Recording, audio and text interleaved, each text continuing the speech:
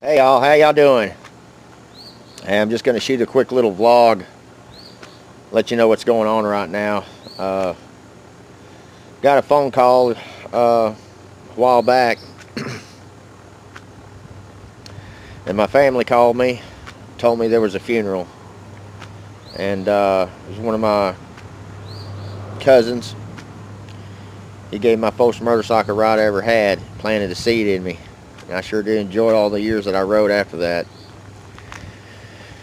But I'm just, I went to the family reunion, or not the reunion. It just seems like, ain't that something, when you have a gathering for services, when somebody passes on, it's kind of like a reunion because, all the family members get together when somebody passes, and that's the only time it seems that the family sees each other. And so I enjoy going to the funerals and everything with my family, and in the past I haven't really went to a lot of them because I wasn't living life right, embarrassed, of myself in front of my family.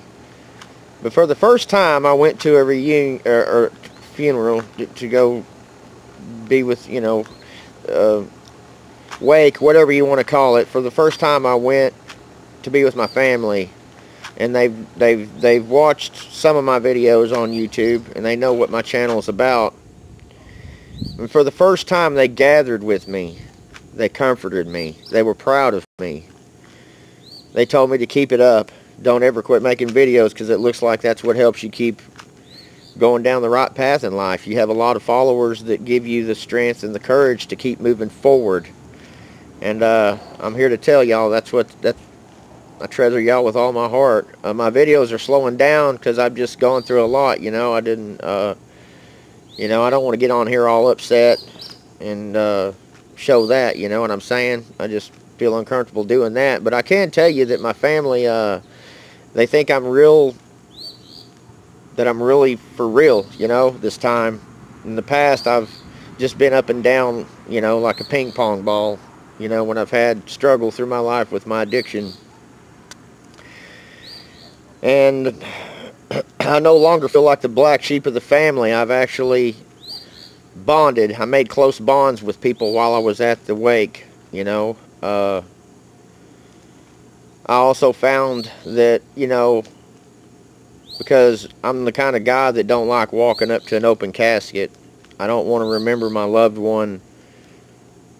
I don't want that to be the last memory that I see, and my brain is like, it takes pictures, and I don't like the pictures that it takes that I can't get them out of my head. So I always really felt real bad about not walking up to my own mother in her casket when she passed. And I think right after she passed, that's when I buried myself deep in my own addiction, and I felt so bad and guilty about it. And then not too far after that, I just decided that I was just going to change my life, you know what I'm saying? All the things that my mom told me through the years, trying to help me and trying to change me and start living life the right way instead of continuing on like I was doing. I was just, it seemed like everything she was telling me was running this ear and out this ear, And after she passed, it hit me like a ton of bricks, everything she was telling me. And the only tragic thing about it that I've fought with myself in my own head about was I didn't get a chance to make her proud of me while she was still alive. And so anyway, back to the wake. People grouped together with me, when I didn't go to the casket on my own mother, there was some in there that didn't really group with me so close. But the second time that this other death in the family came around, I had them come to me, group with me, comfort me, telling me it's okay. If you don't want to handle death that way, then it's okay. And it actually gave other people in the family to group with me also and make it, and I actually gave them the courage to also you know, thinking that it's all right to do that. You're not turning your back on your loved one if you don't want to do that and you feel uncomfortable doing it. I strongly urge others out there to that if you're not uncomfortable, if you're uncomfortable in that situation and doing that, then don't do it. And it's okay not to do that. And to the end of this video, I'm going to attach a little bit of the services. He was in the Navy, I think. I get them all mixed up. He was in the military, and they did a 21 gun salute, and I didn't get a chance to catch it because as soon as we all sat down, it happened. Bang, bang, bang. And I did get one of the bullets, though. It's just amazing the love that I got and the positive things that I got out of this wake. I mean, I'm really blessed with all the support and the communications. They wanted pictures. They was interested in talking with me and asking me about my story and how I was doing and everything else. You know, it was just one of them things where I felt it like I was home. You know, I felt like family. They're no longer keeping a distance from me. You know, it's hard to watch a loved one go down a road and they wouldn't have nothing to do with me. Now it's different. I'm going to be followed with my channel. Some families joining my channel. They're going to be watching, and it just makes me feel at ease. And I just wanted to share that with y'all out there, along with everything else that I'm having just going on. I don't want to redo footage. I did footage of me going to the doctor's visits and everything else, and it's like I get a lot of negative feedback whenever I try to just keep it a daily vlog. I've just gotten a lot of negative feedback and a lot of comments out there, and it's just one of those things where, yeah, I do got the strength to do a YouTube channel, but it's one of those things where I just had to take a break from it for a little bit, and I don't know how long, if I'm gonna, you know, how long my videos are gonna, how long it's gonna be in between videos from here on. I just feel like if there's nothing interesting to show, then why show it? Why keep repeating footage? You know what I'm saying? I think that it might harm my channel. But on the other hand, I don't know, man. I mean, I get some views on it. I get a lot of views, I notice, when I put a video up. And I think there's a lot of people out there that just view the channel and they don't leave comments, you know. And I got to keep that in mind as well, you know. Not everybody's into the drama thing on the comments. There's a lot of people that like to comment, like to leave comments. I appreciate all the comments out there, but sometimes there's just a lot of controversy on there. A lot of help that I get for comments. I really do. I'm at the point right now to where I'm just until something happens with my wife getting a better job, or I find something that I can do, which so far has not been very successful at doing. I tried thinking about maybe doing paint and body work as a job to go try to do, but you got to be even though you get to sit down a lot, you also got to do a lot of standing and walking. And I did notice this, that last winter when I tried to do a little bit and get up on my feet and go outside and do things, or try to find something that I can do, my foot didn't like the weather. The neuropathy. And the doctors didn't tell me that neither. They didn't tell me that if you got neuropathy on the bottom of your foot, you got to be careful because you can't feel the cold so much, and then you could damage your foot further by putting it in the cold to where it's not going to recover from that, what you're putting it through. I had to find that out. I asked my doctor about it. He said, yeah, that's true. You found that on the internet, it's true. And I was thinking to myself, well, why didn't they tell me that, you know? I had to do a lot of digging on the internet to find out these facts and then ask questions to my doctor, and I guess that's just the way it works. They're not going to, especially when you go to doctors that have a lot of you know, they're real busy. They don't go into extensive discussions at all. You got to go out there on the internet and find it yourself. But I did find that out, that my foot's very sensitive to the cold. So I'm just dealing with a lot of things with my family right now, and a lot of things going on. And I just want to let everybody know out there that you know, I am at my cousin Robbie's place today. Me and Me and him might do a little video later on about doing the brakes on a Honda Civic. It's just one of them things where, you know, even though you've did it 1,000 times, you know, that's what YouTube's about. YouTube goes out there and they search for things to gain knowledge. And I got to tell myself all the time, what I might think is boring, other people might not think that's boring. Maybe they learn from it. Even if there's 1,000 and million one videos on how to change brakes on a Honda Civic, that's what your YouTube channel is for. It's for you to get on there and make videos, even though everybody else has videos out there just like it. You just can't, I got to tell myself, well, don't think it's stupid. Do it anyway. And that's what I'm going to do. I'm going to do a simple brake job. Here later on, I'm going to cut the camera on. It's going to be of a Honda Civic. He needs to do his own brakes. He does all of his work on his own cars as much as he can, to the extent of his knowledge. That's just maintenance. And that's the way I am. I like to maintain my vehicles, even if it's been putting paint on it or fixing a dent or changing body parts, changing fenders, changing hoods.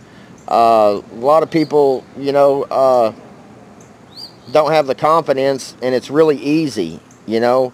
My motto is this: if you can replace a hood and you're not a professional body guy and it's got a dent in the hood, you can spend 4 days fixing that hood, teaching yourself how to fix it, or you can just go buy a new hood at a junkyard for 60 bucks or 75 bucks aftermarket hood and put on it and be done with it. You know what I'm saying? And if there is any dents on the body, yeah, pull the dent out as far as you can get it and just trial and error it until you get it right, you know? And just follow the rules. You can't have your, you know, you got to follow the rules with the temperature of when you put the paint on and everything else. It's fixing to get cold, so all the work that I was planning on doing to the LTD and the truck, now the truck gets to sit, I'll be able to take it apart and fix things on it and put things on it like I want to put it, instead of worrying about, oh, well, if I do that and I pull the inline 6 motor out and I'm thinking about putting another motor in, I don't so much have to worry about a time span to where my wife's got to get up the next morning and drive it. It gives me the opportunity to really start thinking about things as what I want long term. I know that inline 6 in that truck is a pain in the neck. There's always something going wrong with it. I just now recently found that it has a crack exhaust manifold, not just in one spot. I mean, I did vlog a little bit and it had a little crack in it, and I was going to put some JB Weld on it, but you know, right before we got this little Honda for my wife, we noticed the cracks that was going all the way around the manifold in 2 different spots, and I bet you when I take that manifold off, it's going to fall in 3 pieces. So I got lucky, and I'm park in my 72 Chevy truck and do some soul searching. LS swap, 12 valve Cummins. I want something in there that's going to go a long way. You know, I don't want to be messing with it a lot. 350 Chevy, I haven't made up my mind yet. Just to roll it down the road and have fun with it. I want to keep that inline 6 motor and do something unique with it. I want to port the heads. There's just a lot of videos I've watched on the inline 6 motors, and you can put 3 carburetors on the top, you can put a 4-barrel on the top, you can put a supercharger on the top, you can put turbo boost on them.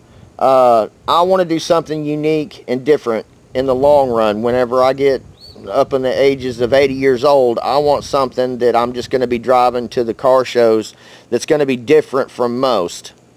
I just don't want the average Joe. I want something that's different all the way around the box. Think out of the box is my motto. Have something different from everybody else. Anyway, I'm going to go and close this video down. Thank y'all for watching, and that's just what I've been going through here lately. I can say once again, I'm so proud of myself. My family, they all hug me so tightly now. It was just a pat on the back, see you later till next time before, and this time it was tears and hugging and a lot of bond that I made with my family. I made a lot of tight bonds with a lot of them that were scared. A lot of family, there's some of the family that was there that had lost their own children and went down the same road that I went down, and they lost their children, you know, or they lost their grandkids because of addictions, or they lost their own, you know, they just lost, we've lost my family's big. My grandmother had 7 kids, so you can imagine how many cousins I have, and second cousins and third cousins. Or if we ever have a real family reunion, it's so hard to have the reunion, because we got to go find a chunk of land somewhere, pitch up tents in a field. I mean, it's just full. You couldn't even think about renting a hotel or even go there. I mean, we can't eat out. We can't just say, oh, let's go out to eat. No, because there is not a restaurant one that can handle the capability of my family. That's how big it is. But anyway, I'll see y'all later. Till next time, and hopefully I'll cut the camera on a different video here shortly. You'll have maybe 2 videos post. But at the end of this video, I'm going to show you what it was like to be at my cousin's funeral. And that's all I can say. I didn't catch the whole thing, but I thought it was pretty awesome how the military honors their, when you have a military funeral, it's completely different from other funerals. And this one was awesome. It's the first one I ever been in, and I thought it was pretty neat. I wish I could have caught that 21 gun salute, caught the end of it. But anyway, see y'all later. Till next time, Limpster out.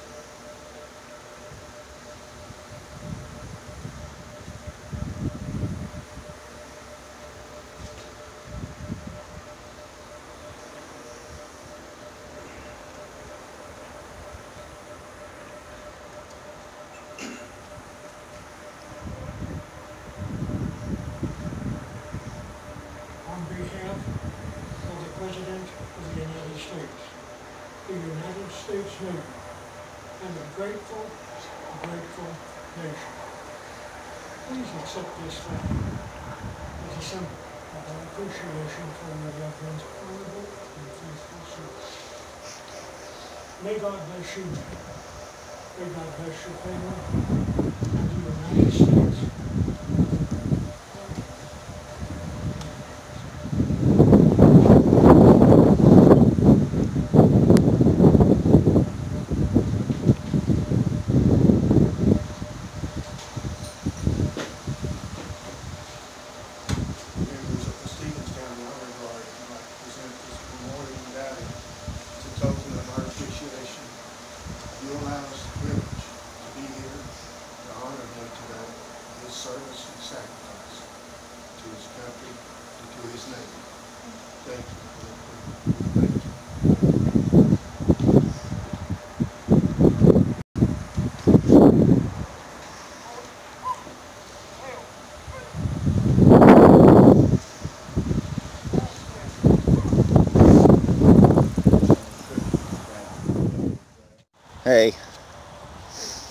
Yeah, this is what I've been doing for a little while and dealing with. A close relative passed away. He served in the military, and that's where we're at here. You can see that right there. The flag is flying half-mast, and we're at a military cemetery, which, I don't know, I guess I'm backlit, huh? Anyway, I just didn't want to leave everybody hanging and thinking I just gave up on making videos, but you know, sometimes you got to take a break and do what's right. Anyway, y'all be good, man, and hopefully I'll be making more videos soon. Limster out.